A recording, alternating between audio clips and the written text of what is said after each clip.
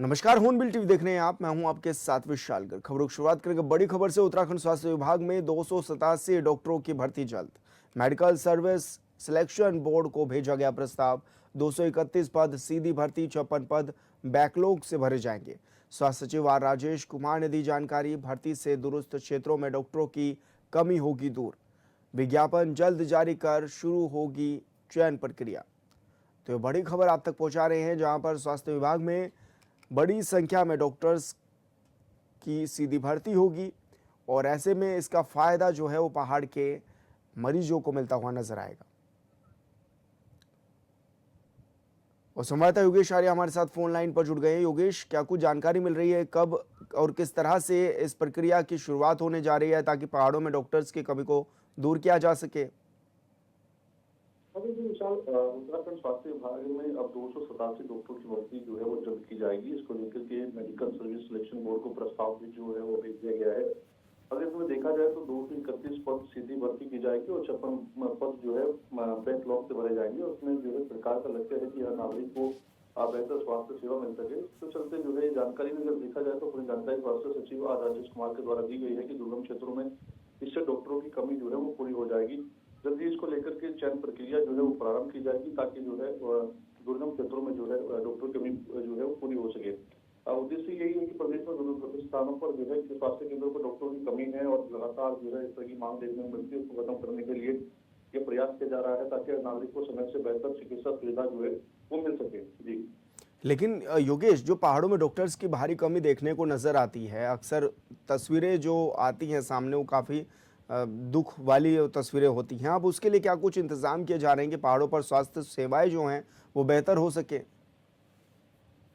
देखिए उन कमी को पूरा करने के लिए जो तस्वीरें जो है इस तरह से तो सामने ना आए, लगातार जो है जो स्वास्थ्य सेवाओं पर सवाल उठ रहे हैं, स्वास्थ्य सेवाओं पर उठने वाले सवालों पर जो है जो है जवाब देने के लिए और इसके साथ साथ वो उन पर विराम लग सके, इसके लिए जो है इस प्रक्रिया को प्रारंभ किया जा रहा है। राज्य सरकार ने लगभग 300 डॉक्टरों के लिए भर्ती की बात की थी, क्योंकि ये पद खाली है और ऐसे में इस तरह से 287 पदों को भर्ती करने का प्रस्ताव जो है उनके द्वारा भेजा जा रहा है। तो निश्चित तौर पर इसकी प्रक्रिया जो है जल्द प्रारंभ हो जाएगी और जब प्रक्रिया प्रारंभ होगी तो डॉक्टर्स जो है इस पद पर भरे जाएंगे और उसके बाद जो है कहीं ना कहीं आने वाले वक्त में दुर्गम क्षेत्रों में इनकी तैनाती होने के साथ ही ये सवाल जो लगातार स्वास्थ्य सेवाओं पर उठ रहे हैं वो कहीं ना कहीं बंद हो जाएंगे और उनसे जो है कहीं ना कहीं नागरिकों को लाभ मिलना शुरू हो जाएगा। क्या स्वास्थ्य सचिव की ओर से कोई टाइमलाइन भी दी गई है कि कब तक ये पद भरे जाएं? क्योंकि जिस तरह से दिक्कतें हो रही हैं पहाड़ के लोगों को।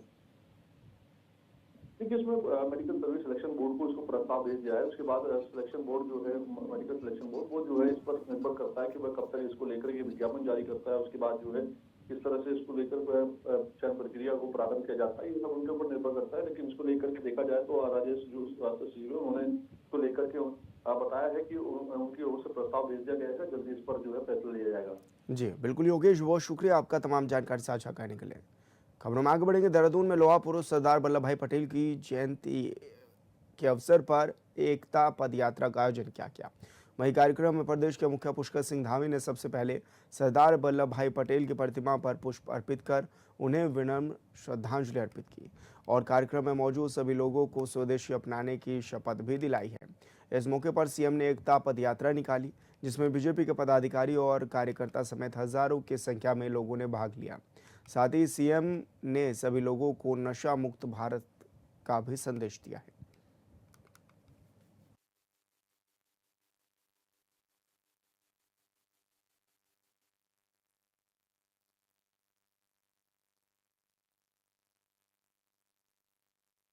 महापुरुष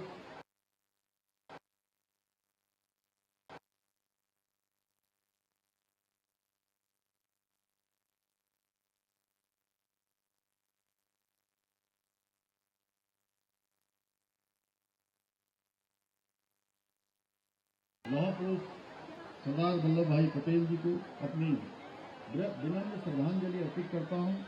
मेरे लिए बहुत सौभाग्य की बात है कि आप सभी के साथ एक बहुत उत्साह के माहौल में आप सभी के साथ इस कार्यक्रम में सम्मिलित होने का शुभ अवसर प्राप्त हो रहा है।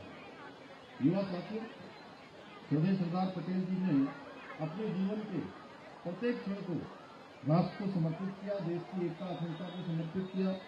उनका संपूर्ण जीवन हम सबको राष्ट्र सेवा की प्रेरणा देता है, हम सबको स्मरण कराता है कि उन्होंने कठिन परिस्थितियों के बाद चुनौतियों को स्वीकार करते हुए उन चुनौतियों का सामना किया। इसलिए आज हम सब उनकी जन्म जयंती के अवसर पर वक्फान का एक कार्यक्रम मनाकर उनको अपनी श्रद्धांजलि अर्पित कर रहे हैं। ये वक्फान का कार्यक्रम कोई सामान्य दौड़ नहीं है, बल्कि यह हमारे देश की एकता और अखंडता को मजबूती प्रदान करने का भी एक माध्यम है। यह दौड़ हमें याद दिलाती है, किसी भी क्षेत्र, भाषा या संस्कृति से क्यों न हो, हम सभी भारतीय हैं। भारत की विविधता में ही एकता है, यही हमारी सबसे बड़ी विशेषता है। साथियों, 16 नवंबर तक प्रत्येक जिलों पर 3 स्थानों पर वक्फान के कार्यक्रम आयोजित किए जाएंगे। हर स्थान पर 8 से 10 किलोमीटर की दूरी तय करते हुए रचनात्मकता और जागरूकता के कार्यक्रम आयोजित किए जाएंगे। पद यात्रा में हमारे बढ़ते कदम प्रदेश और देश को एक, जिसकी अभी हम सब लोगों ने यहाँ पर प्रतिज्ञा ली है, नशा मुक्त भारत का संदेश, एक पेड़ माँ के नाम अभियान के तहत पौधारोपण एवं आत्मनिर्भर भारत का संदेश भी देंगे। साथ ही हम स्वदेशी को अपनाने का भी साथ में संकल्प लेंगे।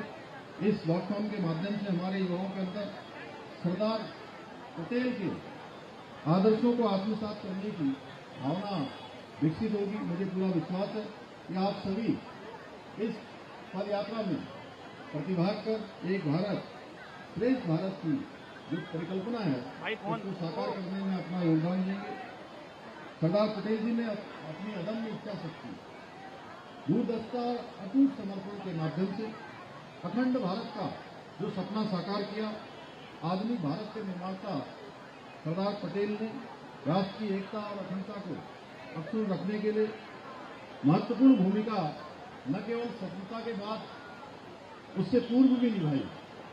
उन्होंने आजादी के बाद अपनी कूटनीति से, अपनी दूरदर्शिता से 560 से भी अधिक रियासतों को भारत के साथ जोड़ने में, उनको एक सूत्र में पिरोकर राष्ट्र को मजबूत बनाने में, सशक्त बनाने में बहुत महत्वपूर्ण भूमिका अदा की।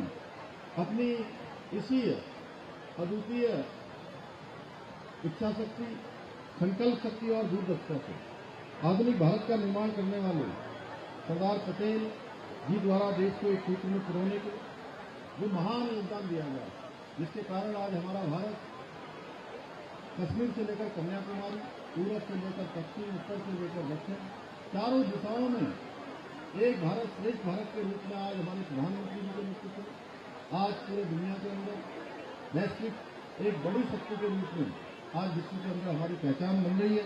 उसमें सरदार पटेल का बहुत बड़ा योगदान है। उसके लिए प्रत्येक देशवासी उनके हमेशा ऋणी रहेंगे। 2014 से पहले वो सम्मान पूर्व की सरकारों ने नहीं दिया जो सरदार पटेल को दिया जाना चाहिए था।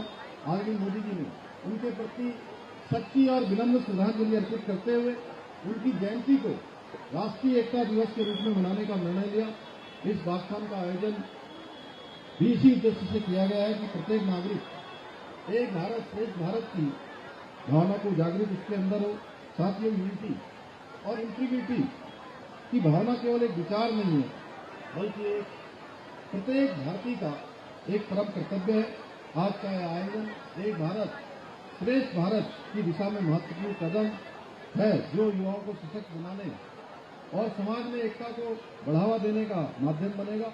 आइए हम सब इस वक्फान में भाग लेकर ये संकल्प लें कि सरदार पटेल के आदर्शों को अपने जीवन में अपनाएंगे और देश की एकता अखंडता के लिए अनुशासन और समर्पण के साथ नए भारत के निर्माण में अपना योगदान देंगे और उत्तराखंड को भी देश का श्रेष्ठ राज्य बनाने का हमारा जो विकल्प रही संकल्प है उसको साकार करने के लिए परस्पर कंधे से कंधा मिलाकर हम सब अपने अपने क्षेत्रों में जो भी जिम्मेदारियां, जो भी दायित्व हमारे पास हैं, उन सभी में पूरे समर्पण के साथ अपना योगदान करते रहें। भारत के लौह पुरुष सरदार वल्लभ भाई पटेल की जयंती पर हरिद्वार के भगत सिंह चौक से रन फॉर यूनिटी की शुरुआत की गई। इस कार्यक्रम में जिला अधिकारी मयूर दीक्षित, रानीपुर विधायक आदेश चौहान, मेयर किरण जैसल, बीजेपी जिला अध्यक्ष आशुतोष शर्मा समेत कई लोगों ने भागीदारी दर्ज कराई। दौड़ को हरिद्वार के गांधी उद्यान से विधायक आदित्य चौहान ने हरी झंडी दिखाकर रवाना किया। रन फॉर यूनिटी का आयोजन सामाजिक एकता और अखंडता के संदेश के साथ किया गया है।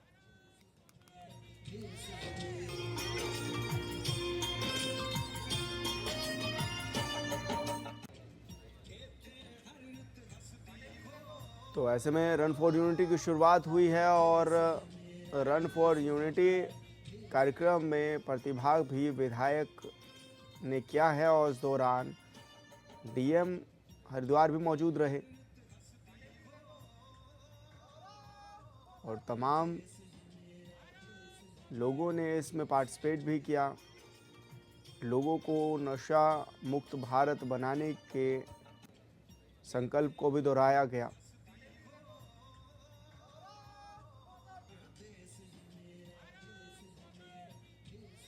तो यूनिटी मार्च निकाला गया है हरिद्वार में। इस दौरान विधायक और डीएम भी मौजूद रहे। एकता और अखंडता का संदेश इस दौरान दिया गया है। प्रमुख मार्गों पर यातायात डायवर्जन भी लागू किया गया था। इस दौरान रन फॉर यूनिटी की शुरुआत इस दौरान हुई है। सरोवर नगरी नैनीताल में नवनियुक्त एसएसपी डॉक्टर मंजुनाथ टीसी ने कुमाऊं आयुक्त दीपक रावत से मुलाकात की। मुलाकात के दौरान नैनीताल जिले की कानून व्यवस्था और सुरक्षा व्यवस्था से जुड़े कई पहलुओं पर चर्चा भी इस दौरान हुई। इस दौरान एसएसपी डॉक्टर मंजुनाथ टीसी ने जिले में शांति और कानून व्यवस्था को और अधिक सुदृढ़ बनाने के लिए पुलिस द्वारा किए जा रहे प्रयासों की जानकारी भी साझा की। वहीं कुमाऊं आयुक्त दीपक रावत ने बेहतर पुलिसिंग और समन्वय के लिए आवश्यक दिशा निर्देश भी दिए हैं।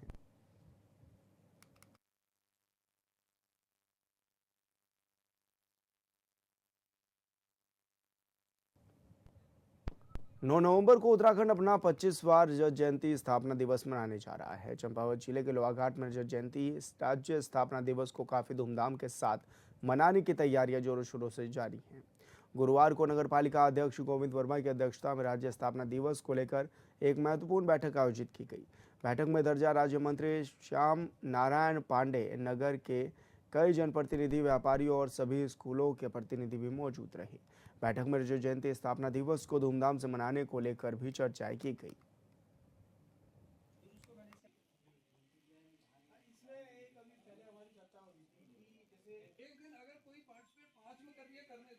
विगत कई वर्षों से नगर पालिका लोहाघाट राज्य स्थापना की शुभ अवसर पर विभिन्न खेलकूद प्रतियोगिता मातृशक्ति के सम्मान में करते आ रही है और इस वर्ष उत्तराखंड राज्य को बने हुए 25 वर्ष पूर्ण हो रहे हैं। तो इस उपलक्ष्य पर आज समस्त जितने भी यहाँ स्कूल हैं और जितने भी हमारे लोहाघाट नगर के गणमान्य लोग हैं और राजस्व विभाग हो गया, चाहे पुलिस विभाग हो गया, सभी विभागों के साथ एक मीटिंग का आयोजन किया गया और जिसमें निष्कर्ष यह आया कि बढ़त रूप से एक ऐसा प्रोग्राम किया जाए जो पूरे प्रदेश में एक संदेश जाए कि यहाँ लोहाघाट नगर में भी राज्य स्थापना दिवस के अवसर पर बड़े धूमधाम से मनाया जा रहा है। लोहाघाट डिग्री कॉलेज सड़क में एक बड़ा हादसा हो गया है। हादसे में लोहाघाट से डिग्री कॉलेज की ओर जा रही बुलेट अचानक अनियंत्रित होकर देवदार के पेड़ से टकरा गई और ऐसे में 30 फीट गहरी खाई में जा गिरी। दुर्घटना में भारतीय सेना का जवान अजय सिंह डागी गंभीर रूप से घायल हो गया। दुर्घटना की सूचना मिलते ही लोग दुर्घटना स्थल पर पहुंचे और घायल जवान को लोहाघाट उप जिला चिकित्सालय में उपचार के लिए भर्ती भी कराया। लोगों ने एसपी चंपावत से डिग्री कॉलेज सड़क में ओवर स्पीड ब्रेक बाइकर्स पर लगाम लगाने की भी मांग की है।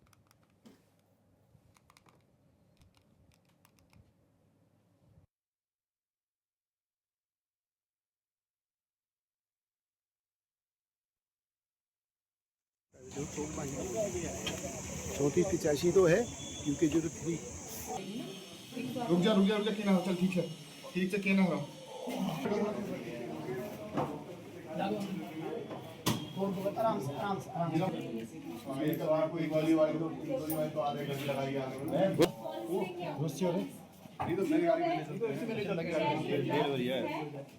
उत्तराखंड में गायों की सुरक्षा को बढ़ावा देने के लिए मुख्यमंत्री पुष्कर सिंह धामी गंभीरता के साथ काम कर रहे हैं। लेकिन फिर भी हालत नहीं बदल रही है, जबकि सरकार हर गाय के रखरखाव के लिए हर दिन 80 रुपये खर्च कर रही है।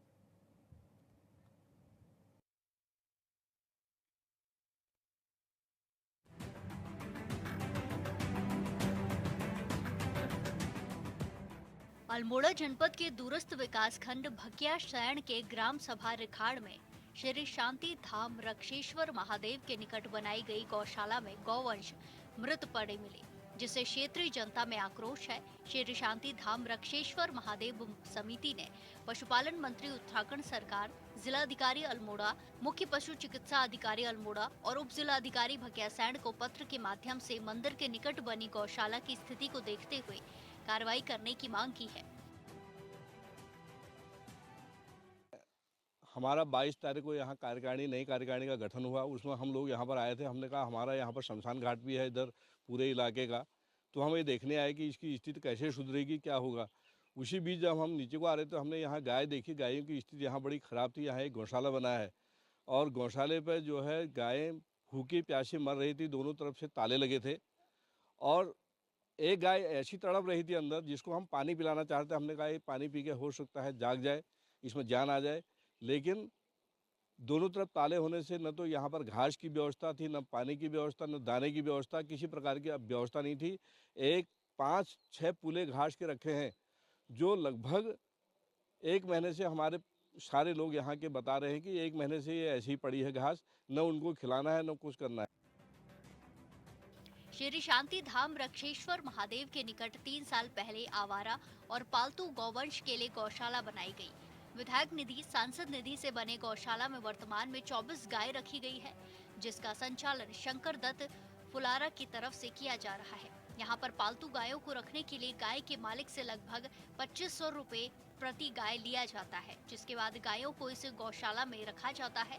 बावजूद इसके गाय की मौत हो रही है और लोगों में आक्रोश है।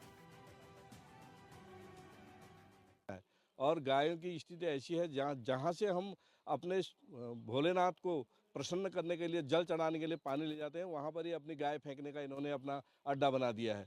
और अब हमारे ये भगवान को सनातनी होने के बाद भी भगवान को ऐसे अशुद्ध कर रहे हैं। ये कैसे सनातनी है, कैसे ये लोग जो है वो कर रहे हैं। इसके लिए हमको बहुत यहाँ सारी क्षेत्रीय जनता में बहुत रोष व्याप्त है। और अगर ये लोगों ने ठोस खबर नहीं ली टाइम से, तो हो सकता है ये बहुत बड़े जन आंदोलन का रूप भी लेगा। स्थानीय लोगों के मुताबिक गायों के लिए गौशाला में उचित व्यवस्था नहीं है, जिस कारण मंदिर के आसपास और गौशाला के पास गाय मरी मिल रही है। ग्रामीणों का कहना है कि गौशाला मंदिर श्री शांति धाम रक्षेश्वर महादेव के बिल्कुल निकट है। यहाँ पर आए दिन गौवंश की मौत हो रही है। श्रद्धालु परेशान हो रहे हैं। मंदिर के आसपास चारों तरफ गौवंश के मृत शरीर और उनके बचे कंकाल ही दिखते हैं, जिसकी वजह से जंगली जानवरों का भय बना रहता है। सारे आरोपों पर गौशाला स्वामी की दलीलें हैं। भ्रम सबसे ज़्यादा फैलाया जा रहा है कि लाखों करोड़ों रुपया आ गया है और ये लोग खा करके मलाई खा, अभी कह रहे थे ना अंदर एक जना कि मलाई ये खुद खा रहे हैं और छाछ यहाँ फेंक रहे हैं। तो भाई हम तो कह रहे हैं कि जानकारी ले लो, सूचना ले लो, सूचना का अधिकार दिया हुआ है। तो कितना रुपया इसके लिए आ गया है, जो गायों के लिए आता है या गौवंश के लिए आता है, तो वो जानकारी मिल जाएगी। लेकिन सब पढ़े लिखे लोग हैं, पर क्या है कि खाली भ्रम फैलाना है, इसलिए जो है उसकी वास्तविक जानकारी नहीं लेना चाहते। बस यहाँ पर इनको चिड़ मची है कि गौशाला क्यों खोल दी, जबकि इन्हीं लोगों ने बुलाया था। अब ये बात कहने का अवसर अगर मेरे को मिल रहा है तो मैं पूरी बात कहूँगा। इन्हीं लोगों ने हमें यहाँ पर बुलाया, इन्होंने कहा कि यहाँ पर अच्छी जगह है और हम ढूंढ रहे थे पिछले कई सालों से गौवंश के लिए जगह, कि भाई कहीं अच्छी जगह मिल जाए। तो यहाँ पर नदी भी नज़दीक में देखी और ये देखा कि भाई अच्छा क्षेत्र भी है, जंगल भी नज़दीक में। इन लोगों ने हमें प्रोत्साहित किया, ये मैं मानूंगा। उस समय पूरी समिति ने इनकी, उस समय के कुछ लोग तो अभी इनके बीच में दिख नहीं रहे हैं। ग्रामीणों का कहना है कि शासन प्रशासन गौशाला को जल्द से जल्द या तो बंद करे या फिर कहीं और शिफ्ट करे। Bureau report, hornbill TV.